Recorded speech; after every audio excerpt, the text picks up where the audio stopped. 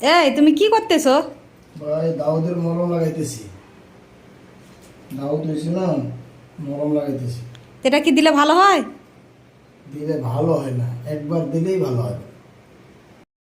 তো বন্ধুরা, আপনারা তো জানেনই করোনা টিকা দেওয়ার পরে মানুষের তো সব প্রায় বেশিরভাগ মানুষেরই অ্যালার্জির সমস্যা।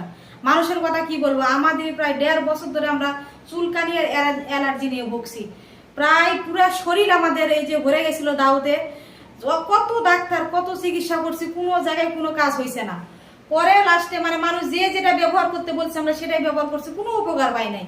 তারপরে লাস্ট পর্যায়ে এসে আমরা যে ক্রিমটা ব্যবহার করার পরে আমরা যে এত উপকার পাইছি, এটা ইন্ডিয়ান একটা ক্রিম।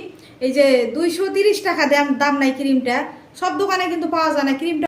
তো এটা কোনো প্রচারের জন্য আমরা করতেছি না, এটা হলো কি মানে আমরা এটা ব্যবহার করে আমরা উপকৃত হয়েছি দেখে আমাদের অনেক আত্মীয় স্বজন কিংবা আশেপাশের অনেক লোকজন আমাদের জিজ্ঞাসা করে যে আপনারা কি ব্যবহার করে এটা ভালো হয়েছে, কি আমাদের একটু নামটা বলেন, কি একটু ছবিটা দেন, কি একটু মানে প্যাকেটটা একটু দিবেন। অনেক লোকজন আমাদের বলে।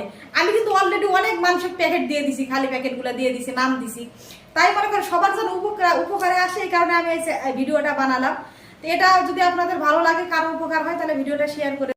তো এটা কিন্তু ব্যবহার করারও কিন্তু একটা নিয়ম আছে, এটা কিন্তু হাত দিয়ে ব্যবহার করা যাবে না। এটা প্যাকেটের ভিতর দেখবেন একটা ছোট্ট একটা যে চামচ আছে, এই চামচটা দিয়ে সুন্দর করে এই যে ক্ষতস্থানে আগে ভালোভাবে চুলকে নেওয়া লাগবে। চুলকে নেওয়ার পরে তারপরে এই যে কিন্তু এই ক্রিমটা ব্যবহার করা লাগবে।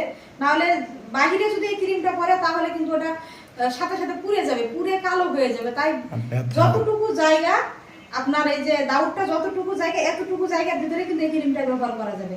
বাহিরে গেলে কিন্তু ব্যথা করে আর চামড়াটা পুড়ে যায়। তার এটা ব্যবহারের পরে কিন্তু কোনো সাবান ব্যবহার করা যাবে না, সাবান দেওয়া যায় না।